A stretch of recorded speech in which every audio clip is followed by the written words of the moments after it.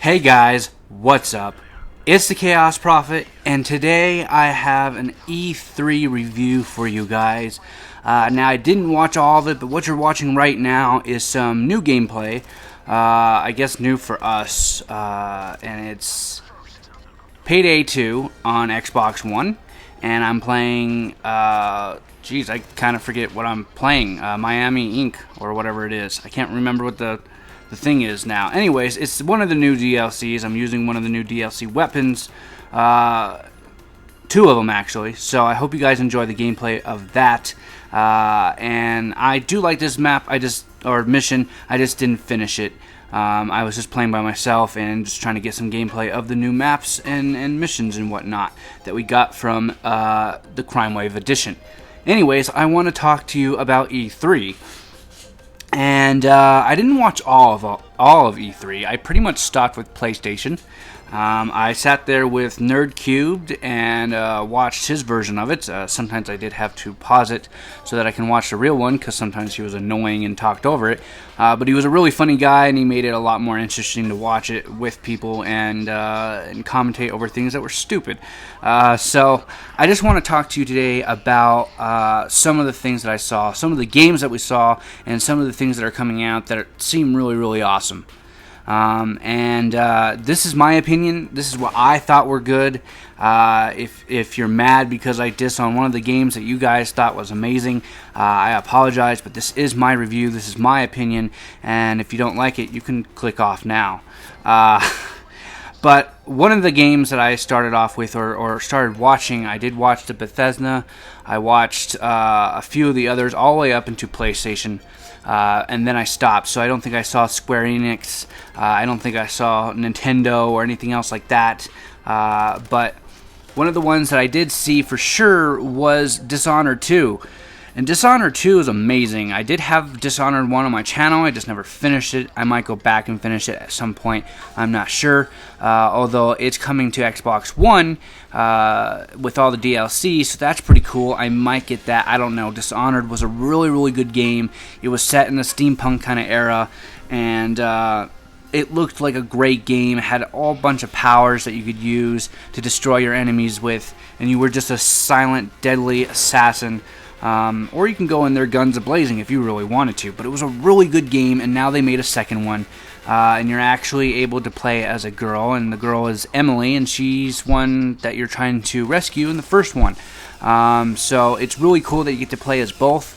The graphics looked amazing on it. Unfortunately, it didn't look as steampunky as it did before in the first game, so that's unfortunate, but, you know, it's not bad.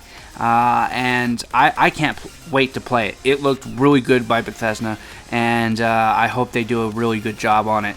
The first one was absolutely amazing. The storytelling and everything else like that was just awesome, so I hope they continue that.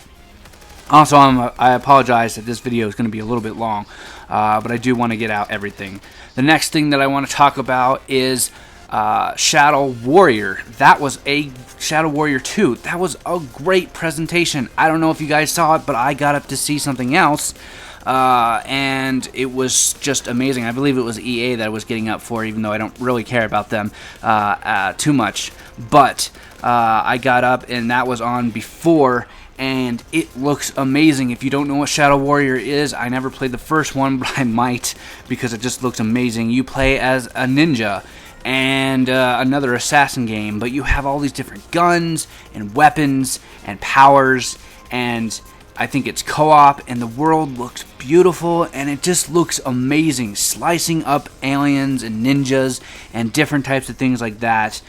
Different ways to play, different play styles. You can go in silent, you can avoid enemies, you can totally destroy them. You have different Gatling guns and all these different things that a ninja just wouldn't usually use, but you can use them. I'm probably going to stick to melee because that's what I think of when I think of ninjas, but the modern day ninja probably would use some type of pistols and maybe a shotgun or something. It's just absolutely brutal, and Shadow Warrior 2 will give other games a run for their money.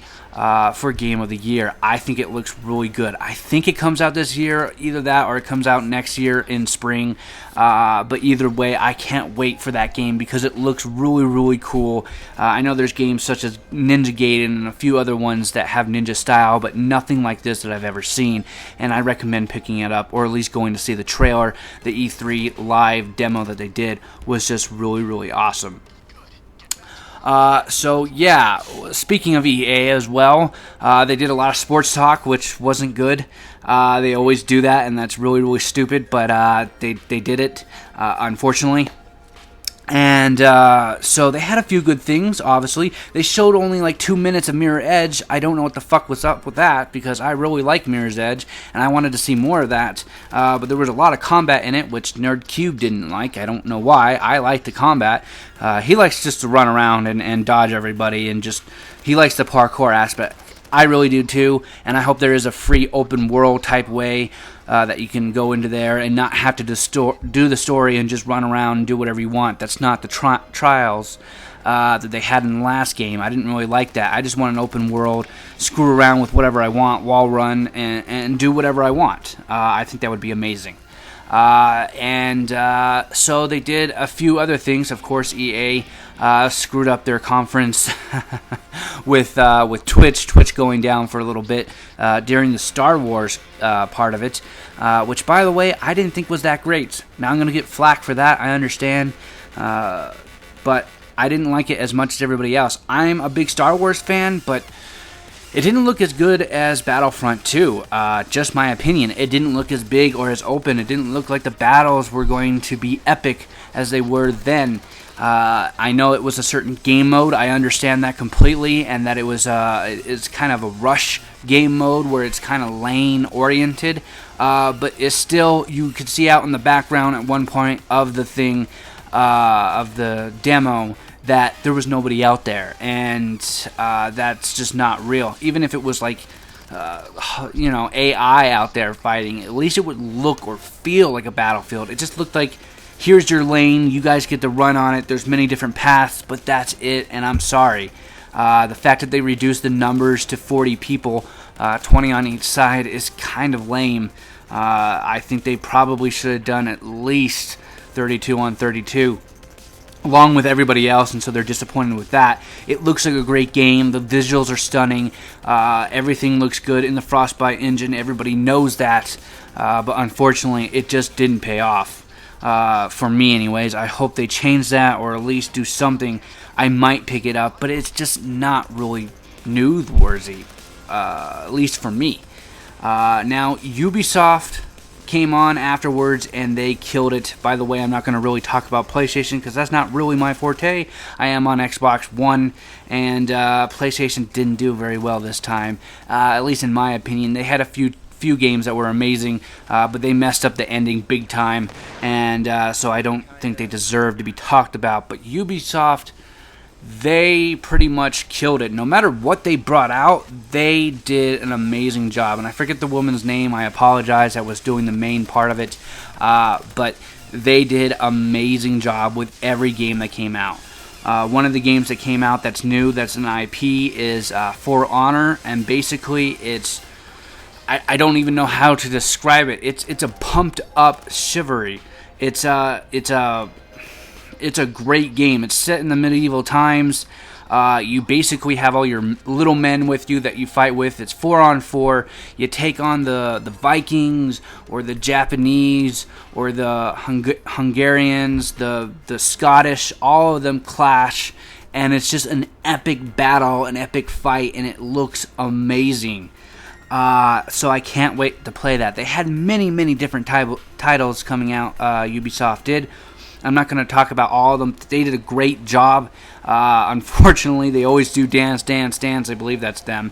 Either that or that's EA, but I believe that's Ubisoft, and that's where they usually go wrong with the Dance thing.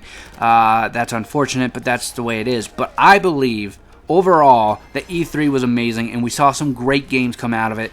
And I hope you guys were watching, or go back and find things that you want to watch on YouTube.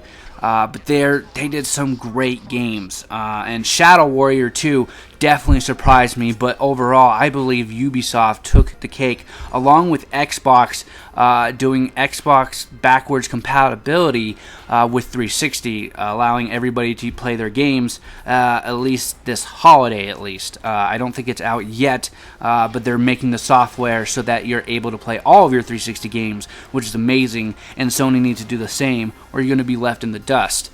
Anyways, guys, that's pretty much it for me. I hope you enjoyed the review. Ubisoft definitely won this E3 for me. They do an amazing job every year, and everybody else needs to fall in on with them, because otherwise they're just going to keep upstaging them. Anyways, guys, this has been the Chaos Prophet saying don't get lost in the chaos. Later, guys, and be free. And I hope you enjoyed E3. Later.